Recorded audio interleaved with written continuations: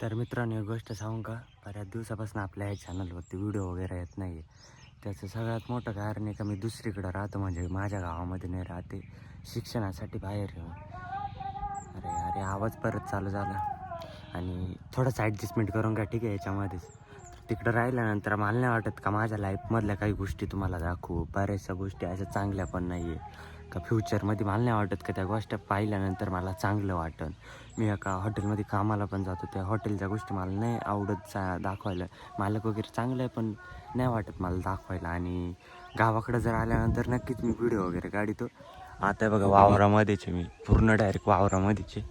पण आता मूड का बरं नाही माहिती आहे का, बऱ्याच दिवसापासून व्हिडिओ पण काढेल नाही आणि कुणी नाही पण आहे इकडं शहरामध्ये. म्हणजे काय म्हणतात, गावामध्ये कुणीच नाही. शहरामध्ये कशी सवय लागून गेली बऱ्याच जणांची, इकडं तसं कुणीच नाही, म्हणजे फार कुणीच नाही. शूज पण घालून आलो आहे शहराकडून, काही म्हणजे असं चप्पल घालून यायला लागत होती, पण चप्पल घातलीच नाही मी. खोरबिरा पडेल इथं एकदम मस्त. तिकडं पण काहीतरी आहे आय थिंक.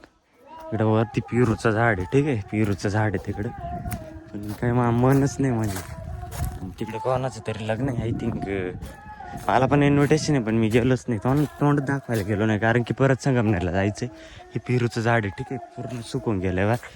या झाडाखाली पण बरेचसे दिवस, म्हणजे बार हे पण आमचं काय म्हणतात, हे झाड जे आहे ना, ते पण आमच्या लाईफमधलं सगळ्यात मोस्ट इम्पॉर्टंट गोष्ट आहे. कारण की लहानपणी आम्ही सगळे इथं पेरू खायला यायचे सगळं. पण बघा, इथं पण इथं हे जे आहे, या झाडाला इथून चढायचं आम्ही. 4 जण भाऊ आहे आम्ही. तिथं लय मजा करायचं. इथं म्हणजे पारले प्रचंड मजा केली आम्ही. इथं प्रचंड म्हणजे पारले लय मजा केली.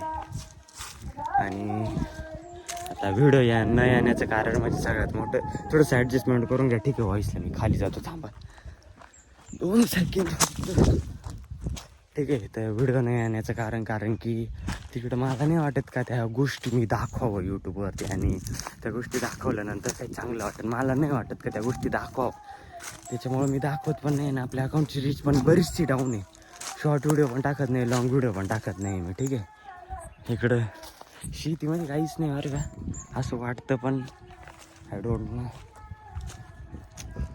आता चाललो आहे घरी, कारण की परत हे बघा, आता किती वाजले, आता 10 वाजले, ठीक आहे. दिसते ना तुम्हाला,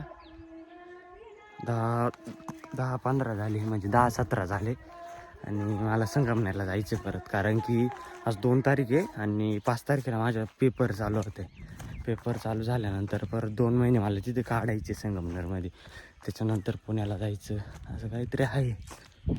इकडं आल्यानंतर खूप गारगार वातावरण होते, पण मन तर लई आहे रे इथं राहायचं, पण मजबुरी आहे भाई, मजबुरी आहे. लाईफच्या एका कोणत्या तरी मोडसाठी काही ना काही करावं लागतं, ठीक आहे. वावर पण आमचं नाही आहे, पण काय आहे, फुलं बिलं बघू शकता एकदम मस्त. घाबरलो ना यार मी, एक खतरनाक घाबरलं. फुलं बिलं एकदम मस्त. चला आता घरी जातो डायरेक्ट. आणि आता पुढला विचार तर चाललायच, विहिरीमध्ये पण पाणी नाही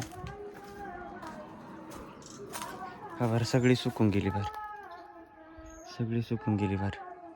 आंब्याला आंबे भरपूर आहे, आंबे पिकल्यानंतर खायला मजा येईल, कच्चे खायला नाही मजा येत.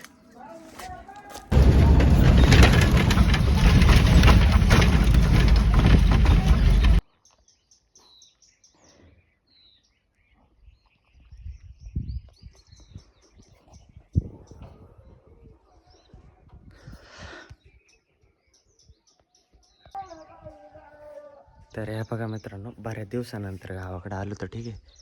पूर्ण हिरवगार होतं. बऱ्याच दिवसानंतर आलो होतं, आणि इकडं आल्यानंतर एक खतरनाक गोष्ट दिसली मला.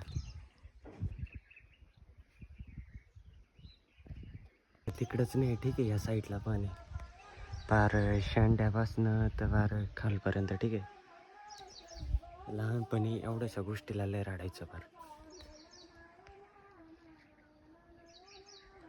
आज असूनही जात नाही तिथं कोणी. हे बघा, पर हाताला लागतं, ठीक आहे, पण काय तोडायचं मन नाही करत ते, कारण की कच्चे यार, पिकल्यानंतर पण या चंपापेक्षा मस्त लागेल. आणि इकडे आपल्यावाले फुलांचं